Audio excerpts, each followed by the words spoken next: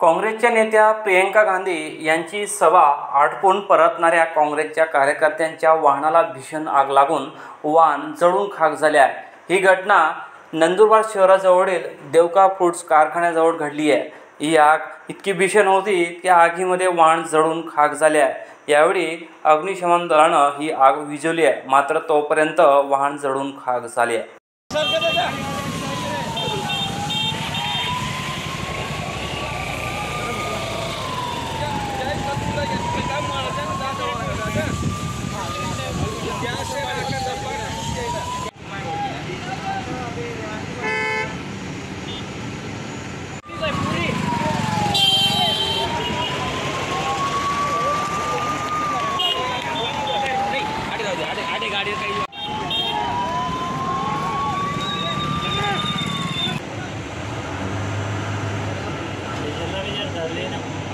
अगला चालले तिने गाड़ी में चलते रे